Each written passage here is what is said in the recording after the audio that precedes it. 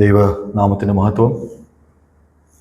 വീണ്ടും പ്രകാരം ഈ ആഴ്ചവട്ടത്തിന് 1-ാം ദിവസം കർത്താവിനെ ആരാധിക്കുവാനും അത് കഴിഞ്ഞ് ദൈവവചനത്തിന് മുമ്പാകിരിക്കുവാനും കർത്താവ് നമുക്ക് സാഹചര്യങ്ങളെ ഒരുക്കിയല്ലോ. നന്ദിയോടെ ദൈവസന്നിധിയിലായിരിക്കാം.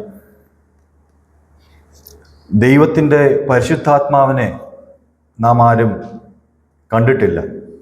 V have not seen the Holy Spirit. ദൈവത്തെ നാം ആരും കണ്ടിട്ടില്ല. We have all not seen God. എന്നാൽ ദൈവത്തിൻ്റെ പരിശുദ്ധാത്മാവ് ചില പ്രത്യേക രീതിയിൽ പ്രവർത്തിക്കും. എന്നാൽ നമുക്ക് പെട്ടെന്ന് മനസ്സിലാവുന്ന ചില കാര്യങ്ങളുണ്ട്. ചില സമയങ്ങളിലൊക്കെ നാം ആരാധനയ്ക്കും മീറ്റിംഗ്സിനും കടന്നു വരുമ്പോൾ നമ്മുടെ മനസ്സിലുള്ള ചില ആശയങ്ങൾ അല്ലെങ്കിൽ പാട്ടുകൾ മറ്റൊരാൾക്കാർ എടുക്കും. കഴിഞ്ഞ ആഴ്ചകളിൽ ഞങ്ങളുടെ ആശുപത്രി വെച്ച് അങ്ങനെ ഒരു ഇടമുണ്ടായി. ഒരു ശനിയാഴ്ച ഇങ്ങനെ വചനം നിന്ന് അല്ലെങ്കിൽ ഒരു ചിന്ത പങ്കുവെക്കുമ്പോൾ 2 സഹോദരന്മാർക്ക് ഒരേ ചിന്ത വന്നു. അത്തരത്തിലുള്ള ഒരു അസുലഭ നിമിഷത്തിലാണ് ഞാൻ ഇപ്പോൾ നിൽക്കുന്നത്. പ്രിയ സഹോദരൻ, dear brother, shared thoughts from Daniel chapter 6 and that is exactly what I also wanted to share today, this morning. ഞാൻ ദൈവത്തെ സ്തുതിക്കുകയായിരുന്നു. ബിക്കോസ് സാധാരണ നമുക്ക് ലഭിക്കാത്ത ഒരു അവസരമാണ്. We don't get such beautiful moments where we listen from the same passage. പക്ഷേ ദൈവാത്മാവ് തീർച്ചയായിട്ടും നമ്മോട് സംസാരിക്കുവാൻ കഴിവുള്ള ദൈവാത്മാവാണ്. ദൈവവചനത്തെക്കുറിച്ച് നാം കേൾക്കുന്നത് it's A unique book. We understand about the Bible that it is a unique book. Okay, uniqueness is in this, that the same verse, same passage, same chapter may bring out different thoughts. Okay, that is the work of the Holy Spirit. നമുക്ക് പ്രാർത്ഥനയോടെ ഇരിക്കാം. ദൈവാത്മാവ് നമ്മോട് ഇന്ന് സംസാരിക്കുവാൻ ആഗ്രഹിക്കുന്ന കഴിഞ്ഞ മാസങ്ങളിൽ ഈ അധ്യായത്തിലൂടെ വായിച്ചു പോയി, പിന്നീട് അടുത്ത പുസ്തകത്തിലേക്ക് പോയി, എന്നാൽ പിന്നീട് മടങ്ങി ഒരു സന്ദേശത്തിന് വേണ്ടി ഇതിലേക്ക് വരുവാൻ ദൈവാത്മാവ് പ്രേരിപ്പിച്ചു. എൻ്റെ മനസ്സിൽ തന്ന വളരെ ലളിതമായിട്ടുള്ള certain simple thoughts നിങ്ങളോട് പങ്കുവെക്കുവാൻ ആഗ്രഹിക്കുന്നു. Since we have already gone through a brief of the chapter through our dear brother, okay, we have an idea of what happened in Daniel chapter 6. So before we come to that, ആമുഖമായിട്ട് as an introduction, okay, I would like to ask you certain things. Okay, a question. How can you make the world see your God? എങ്ങനെയാണ് ദൈവത്തെ ഈ ലോകത്തെ പരിചയപ്പെടുത്തുക അല്ലെങ്കിൽ കാണിച്ചു കൊടുക്കുക?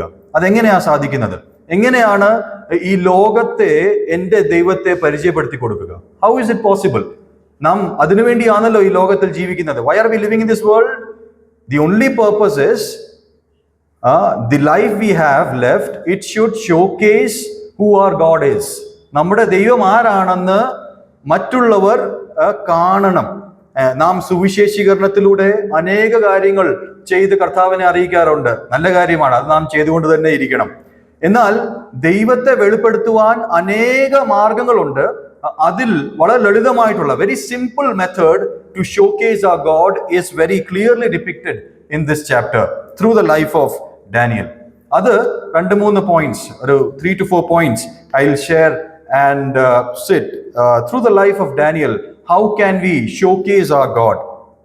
നാം ചെയ്യേണ്ടിയ അല്ലെങ്കിൽ നാം ചെയ്യേണ്ടാത്ത കാര്യങ്ങൾ എന്തൊക്കെയാണെന്ന് നമുക്ക് മനസ്സിലാക്കുവാൻ സാധിക്കും. ഇന്ന് നാം ജീവിക്കുന്ന ഈ ലോകത്ത് people are under pressure, right?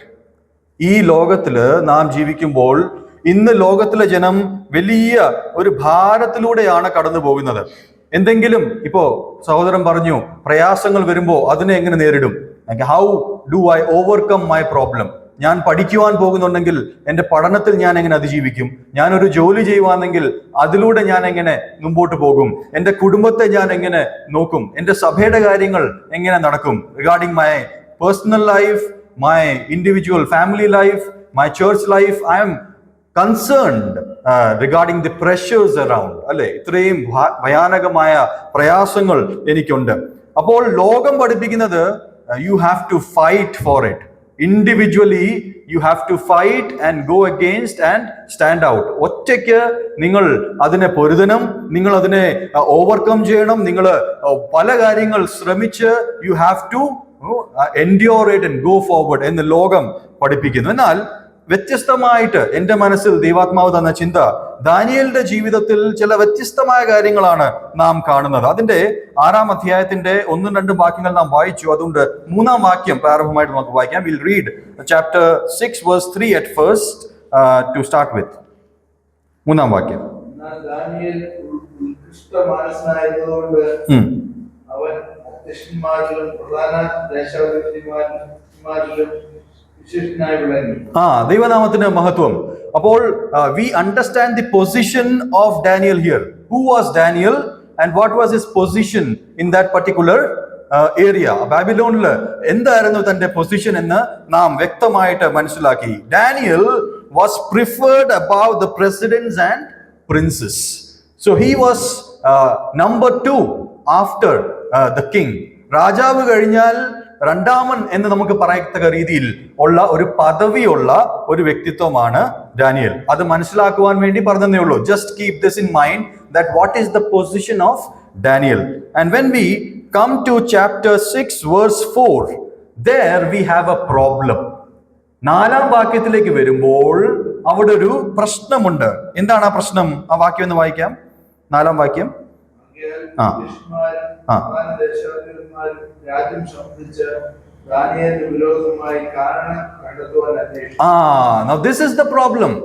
Now since he is preferred among others, മറ്റ് പ്രധാനികൾ, മറ്റ് അധികാരികളെക്കാൾ ഡാനിയലിന് പ്രാധാന്യമുള്ളത് ഒരു പ്രശ്നമാണ് മറ്റുള്ളവർക്ക്. That is A problem. അതൊരു വലിയ വിഷയമാണ്. അതുകൊണ്ട് അവർക്ക് മനസ്സിൽ പ്രയാസമുണ്ടാകുന്നു. Daniel is above all others and king is giving preference to Daniel due to his qualities. That is a problem. There is an issue there. Number 1 issue. അതാണ് ആദ്യത്തെ ഒരു പ്രശ്നം. ആ പ്രശ്നം കഴിഞ്ഞിട്ട് അത് താഴോട്ട് എന്താ സംഭവിച്ചെന്ന് നമുക്ക് നന്നായിട്ട് അറിയാം. ആ ചുറ്റുമുള്ളവര് അവനെ വീഴ്ത്തുവാൻ വേണ്ടി they try to bring Daniel down in their own crooked ways, wicked ways. And issue number 2, രണ്ടാമത്തെ ഒരു വിഷയം അതിന്റെ 9-ാം വാക്യത്തിൽ വായിക്കുന്നു. ആഫ്റ്റർ ഓൾ ദിസ്, ഇതെല്ലാം സംഭവിച്ചു കഴിഞ്ഞ് അവനെതിരെ പ്രവർത്തിച്ചു. 9-ാം വാക്യം ഒന്ന് വായിക്കാം അവിടെ.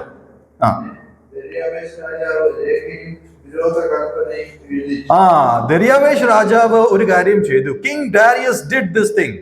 He proceeded this decree. He just wrote it down, done and dusted. ദാനിയലിനെതിരായിട്ടുള്ള something very clearly against Daniel is coming as a judgment. അതൊരു ന്യായവിധിയായിട്ട്, അതൊരു എഴുത്തായിട്ട് വന്നു കഴിഞ്ഞു.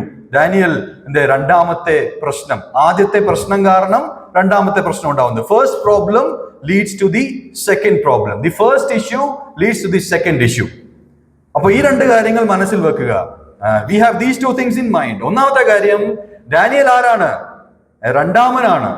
അവൻ പ്രധാനാധിപതിയാണ്. രാജാവിന്റെ പ്രിഫേർഡ് ആളാണ്. King's preferred person is Daniel, and he has these 2 problems now. One, all others are against him except the king, and then they have come up with a decree against Daniel. ഡാനിയലിനെതിരായിട്ട് ഒരു ന്യായവിധി അല്ലെങ്കിൽ അവിടെ ഒരു എഴുത്ത് അവിടെ നാം കാണുന്നു. 2 വിഷയങ്ങൾ അവിടെ കാണുന്നു. ആദ്യത്തെ കാര്യം, the first point I want to bring to your attention is this. 10-ാം വാക്യം, chapter 6 and verse 10. What Daniel did in this context. ഈ പശ്ചാത്തലത്തിൽ ഡാനിയൽ ചെയ്ത കാര്യം ഒന്ന് ശ്രദ്ധിക്കുക. അവിടെ നാം വായിക്കുന്നത്, now when Daniel knew that the writing was signed. ദാനിയലിന് വ്യക്തമായിട്ട് മനസ്സിലായി ഈ എഴുത്ത് രാജാവ് എഴുതി കഴിഞ്ഞു. 9-ാം വാക്യത്തിൽ നാം വായിച്ചത്, ദരിയാവേശ് രാജാവ് വിരോധ കൽപ്പന എഴുതി വെച്ചിരിക്കുന്നു എന്ന് ദാനിയേലിന് മനസ്സിലായിട്ട് ആ വാക്യത്തിന്റെ ഇംഗ്ലീഷിൽ അവസാന ഭാഗമാണ് വായിക്കുന്നത്, he did aforetime. താൻ മുൻപേ ചെയ്തിരുന്നത് പോലെ തന്നെ ചെയ്തു. എന്നെ ചിന്തിപ്പിച്ച വിഷയം, ഇത്രയും വ്യത്യസ്തമായിട്ടുള്ള പ്രയാസകരമായിട്ടുള്ള ഒരു കാര്യം നേരിടുമ്പോൾ ദാനിയേല് വ്യത്യസ്തമായിട്ട് ഒന്നും ചെയ്തില്ല എന്നുള്ളതാണ്. ഞാൻ പറയുന്നത് മനസ്സിലാവുന്നുണ്ടോ? When Daniel was going through these very critical issues, He is not doing anything different. He did as he has been or had been doing aforetime. നേരത്തെ ചെയ്തിരുന്നത് പോലെ തന്നെ ചെയ്തു. തന്റെ മനസ്സിന്റെ അവസ്ഥ മനസ്സിലാവുന്നുണ്ടോ? First point is this: when he was met with these issues, he let go the issues. താൻ ആ വിഷയങ്ങളെല്ലാം വിട്ടുകളഞ്ഞു എന്നുള്ളതാണ് ആദ്യത്തെ വിഷയം. നിങ്ങൾ ചിന്തിക്കുന്നുണ്ടോ, ദാനിയേല് അവിടുത്തെ പ്രധാന അധികാരിയാണ്, തനിക്ക് ചുറ്റുമുള്ളവര് അവനെ ഇഷ്ടപ്പെടുന്നില്ല എന്നുള്ളത് ഇത്രയും നാളിനുള്ളിൽ ദാനിയേൽ മനസ്സിലായി കാണത്തില്ലയോ? Daniel was the chief person there. Do you think that Daniel was not aware about the other governors or other princes are against him? Do you think Daniel would be a complete unwise person to understand what is going on around him? ഒരിക്കലുമല്ല. ദാനിയേലിന് നല്ല ബുദ്ധിയും വിവരവും ഉണ്ട്. തനിക്ക് ചുറ്റും ഇത്തരത്തിലുള്ള കാര്യങ്ങൾ നടക്കുന്നുണ്ടെന്ന് ഇതിനു മുൻപേ ഡാനിയേലിന് മനസ്സിലാക്കുവാനുള്ള കഴിവുള്ള കാര്യപ്രാപ്തിയുള്ള ബുദ്ധിയുള്ള ഒരു വ്യക്തിയാണ്, നമുക്കറിയാം. Still, he didn't do anything from his side. He let go the issues. He is not responding ahead of time. സമയത്തിന് മുൻപ് ഒന്നും പ്രതികരിക്കാതെ താൻ ശാന്തമായിട്ടിരിക്കുകയാണ്. That is the first lesson we can learn from the life of Daniel. Let go the issues. നമ്മുടെ പ്രശ്നം എന്ന് വെച്ച് കഴിഞ്ഞാൽ, നാം ഈ പ്രശ്നങ്ങൾ കാണുമ്പോൾ എന്ന് വെച്ചാൽ നമ്മുടെ അടുത്തേക്ക് പോലും വരുന്നതിന് മുമ്പായിട്ട് തന്നെ നാം ഭയപ്പെടുകയാണ്. നാം കഴിഞ്ഞ ദിവസങ്ങളിൽ സന്യങ്ങളിലൂടെ മെസ്സേജ് കേൾക്കുകയാണ്, നാളെ കുറിച്ച് നാം ഭയപ്പെടുക. We are afraid about tomorrow has not yet come. ഇതുവരെ വന്നിട്ടില്ല, അതിനെക്കുറിച്ച് നാം ഭാരപ്പെടുകയാണ്. ദാനിയേലിന് വ്യക്തമായിട്ട് അറിയാമായിരുന്നു തനിക്കെതിരെ ആരൊക്കെയാണ് വരുന്നത്. ദാനിയേലിന് ഇനിയിപ്പം, even if Daniel didn't understand that others were against him, verse 9 is very clear. When Daniel knew the writing, ആ എഴുത്ത് മനസ്സിലായി കഴിഞ്ഞിട്ടെങ്കിലും what could be our normal response? ഞാൻ ദാനിയേലിന്റെ സ്ഥാനത്താണെങ്കിൽ എന്ത് ചെയ്യും? എനിക്ക് രാജാവിനോട് എന്തുണ്ട്? അടുപ്പമുണ്ട്. I have very close relationship with the king. What will I do? I would generally, as soon as I understand this, I'll go to the king and tell what is happening, right? King, what is happening? Okay, these people are working against me. They are deceiving you. It's against the kingdom. അനേക കാര്യങ്ങൾ എന്ത് ചെയ്യാൻ പറ്റും? രാജാവിനോട് അവതരിപ്പിക്കാൻ പറ്റും. എന്നാൽ നാം 10ാം വാക്യത്തിൽ വായിച്ചത്, verse 10 we read like this: when Daniel knew the writing was signed, ഇതെല്ലാം എഴുതി കഴിഞ്ഞു എന്ന് മനസ്സിലാക്കിയപ്പോൾ താൻ മുൻപേ ചെയ്തു വന്നതുപോലെ ചില കാര്യങ്ങൾ ചെയ്തു. He let go the issues. അതിന്റെ അർത്ഥം, letting go means removing the barricade of your mind for the issue to flow out as it came in. നമ്മുടെ മനസ്സിലേക്ക് ഈ പ്രയാസങ്ങൾ വരുമ്പോൾ, പ്രശ്നങ്ങൾ വരുമ്പോൾ അതിനെ തടഞ്ഞു വെക്കാതെ, നമ്മുടെ പ്രശ്നം എന്ന് വെച്ചാൽ ഒരു പ്രശ്നം അകത്തേക്ക് വരുമ്പോൾ, ഈ വാർത്ത കേൾക്കുമ്പോൾ ഞാൻ അതിനെ തടഞ്ഞു വെക്കുകയാണ്. ദാനിയേൽ ഇവിടെ ചെയ്തത് എന്താണ്? അതിനെ തടഞ്ഞു വെക്കാതെ അവന്റെ ഉള്ളിലൂടെ അത് ഒഴുകി പോവുകയാണ്. He is not at all bothered directly. താൻ ചെയ്തു വന്നതുപോലെ തന്നെ ചെയ്തു. Let go the issues. അതാണ് ഒന്നാമത്തെ കാര്യം. രണ്ടാമത്തെ കാര്യം, second thing what Daniel did, verse 10, അതിന്റെ മധ്യഭാഗത്ത്, middle part of that verse says like this: he went into his house, his windows being open in his chamber toward Jerusalem. He kneeled upon his knees 3 times a day and prayed and gave thanks before his God.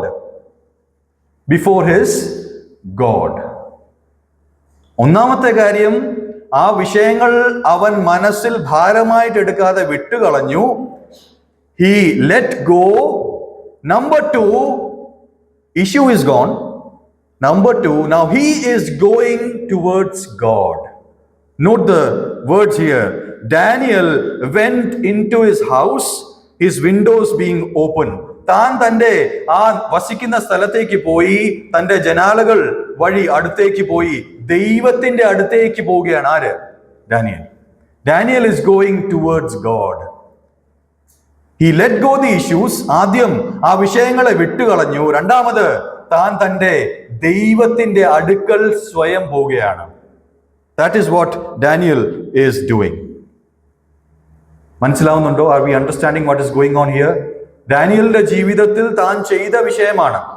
ആ വലിയ പ്രശ്നം മനസ്സിൽ വെക്കാതെ അത് വിട്ടുകളഞ്ഞിട്ട് താൻ സ്വയം ദൈവത്തിന്റെ അരികിൽ പോകുക. He is going close to God. ഞാൻ ഇങ്ങനെ പറയട്ടെ, you cannot hold tightly to your burden and tightly to God at the same time. ഒരേ സമയത്ത് നിങ്ങളുടെ ഭാരങ്ങളെയും നിങ്ങളുടെ ദൈവത്തെയും കെട്ടിപ്പിടിക്കുവാൻ നിങ്ങൾക്ക് സാധ്യമല്ല. ഒന്നെങ്കിൽ നിങ്ങൾ നിങ്ങളുടെ ഭാരത്തോട് ചേർന്ന് നിൽക്കും, അല്ലെങ്കിൽ നിങ്ങളുടെ ദൈവത്തോട് ചേർന്ന് നിൽക്കും. Either you will be with your burden, the issues, very close, tight, or you will be with your God.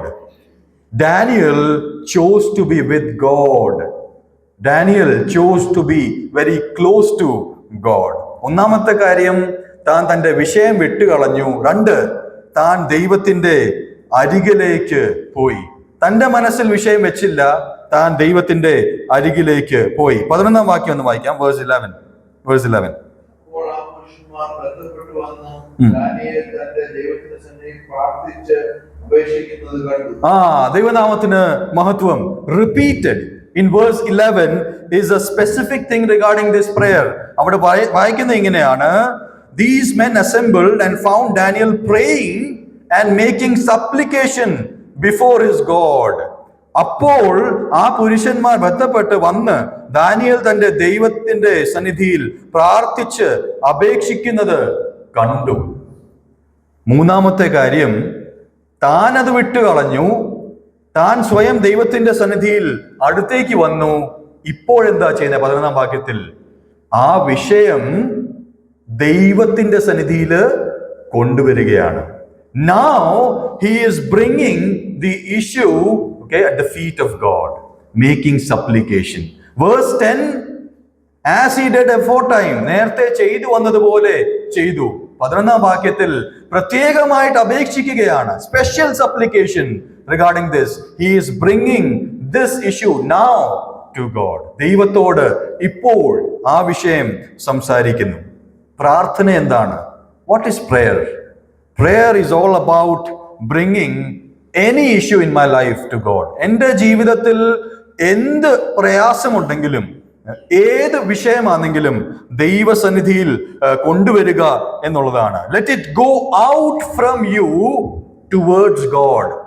എന്നിൽ നിന്ന് ദൈവത്തിങ്കലേക്ക് ആ വിഷയം ഇറക്കി വെക്കുക. നിങ്ങൾ ആ പ്രോസസ് ശ്രദ്ധിച്ചു? Did you notice the process? First, he is not taking care of the issue. ആദ്യം തന്റെ മനസ്സിൽ ആ വിഷയം താൻ ഏറ്റെടുക്കുന്നില്ല. 2ാമത്, താൻ ദൈവത്തിന്റെ അരികിൽ എത്തുന്നു. He is coming very close to God. Now, since he is very close to God, താൻ ദൈവത്തിന്റെ അരികിലായതുകൊണ്ട് ഇപ്പോൾ എന്ത് ചെയ്യാൻ പറ്റും? ദൈവത്തോട് ശാന്തമായിട്ട് ആ കാര്യം അവതരിപ്പിക്കാൻ പറ്റുന്നുണ്ട്. Now he can peacefully and very clearly share this issue with God. അതാണ് നാം 3ാമത് കാണുന്നത്. Let the issue go to God.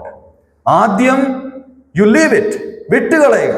2ാമത് ദൈവത്തിന്റെ അടുക്കൽ പോകുക. 3ാമത് അടുത്ത് ചെന്ന് ദൈവത്തോട് അവതരിപ്പിക്കുക.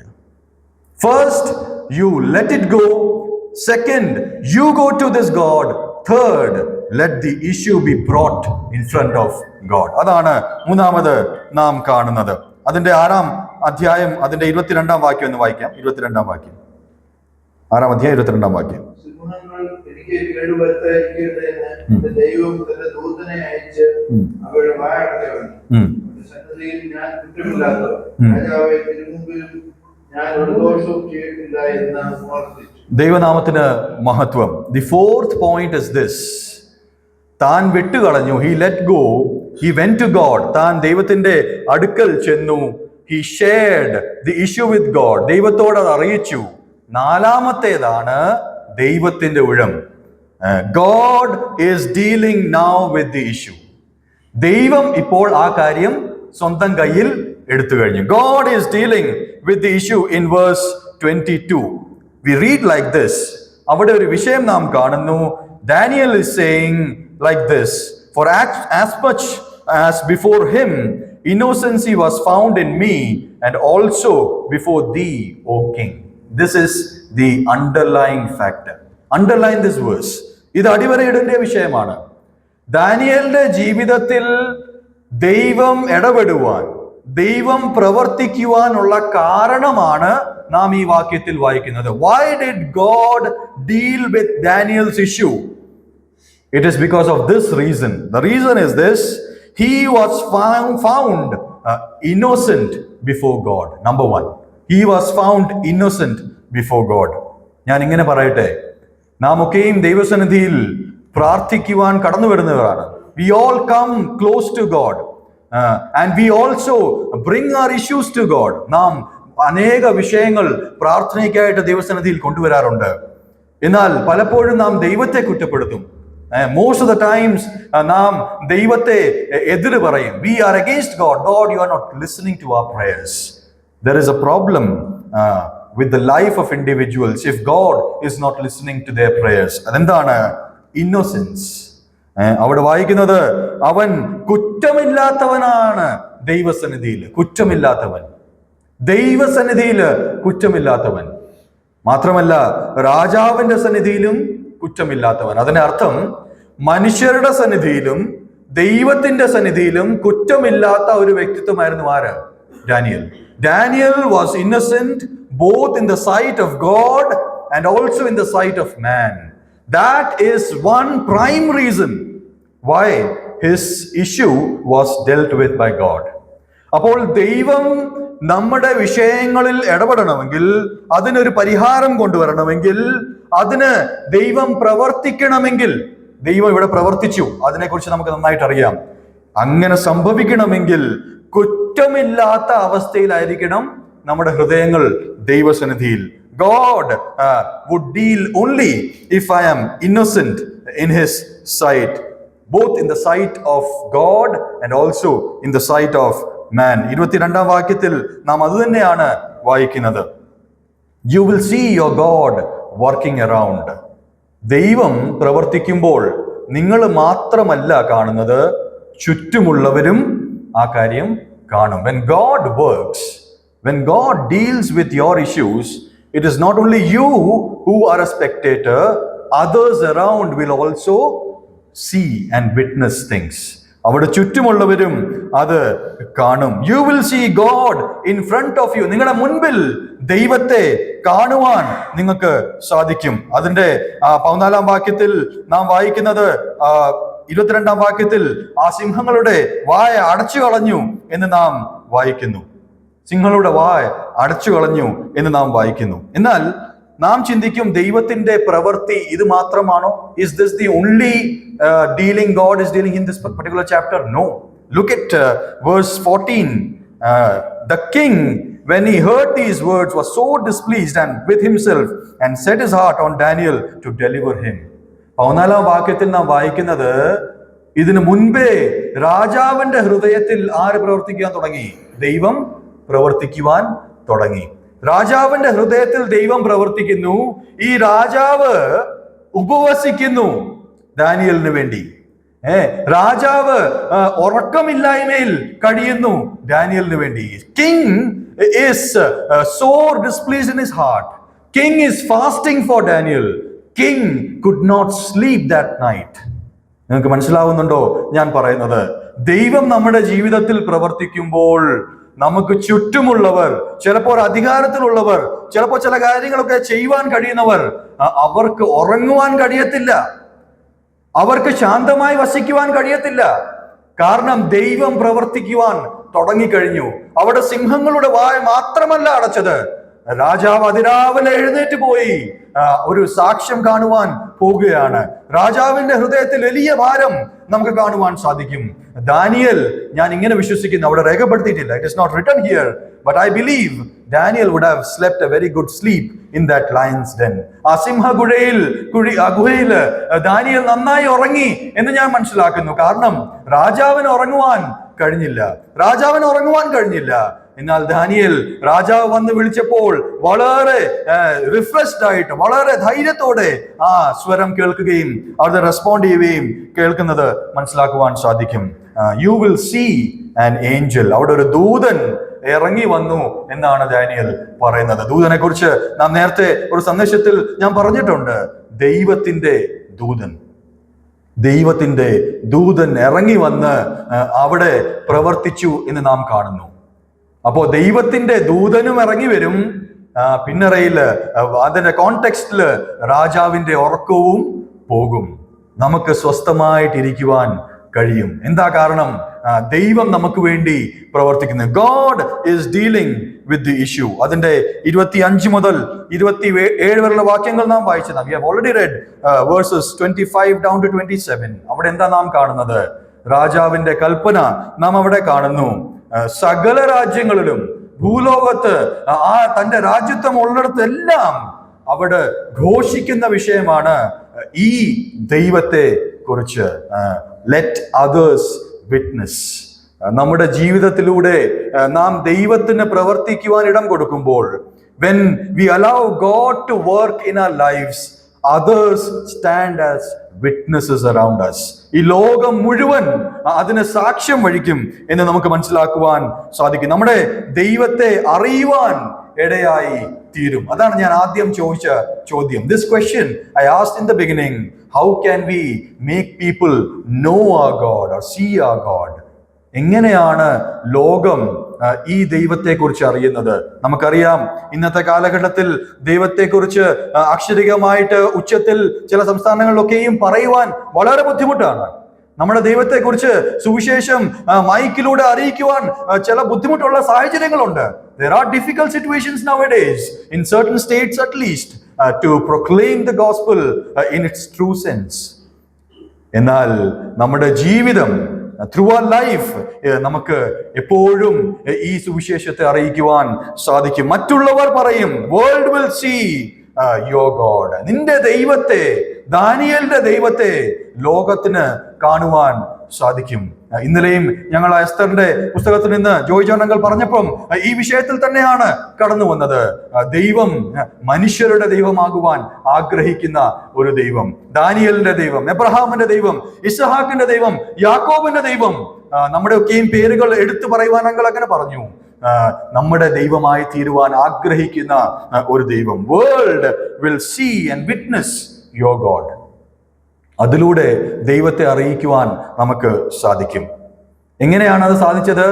നിങ്ങളൊന്ന് ചിന്തിക്കുക.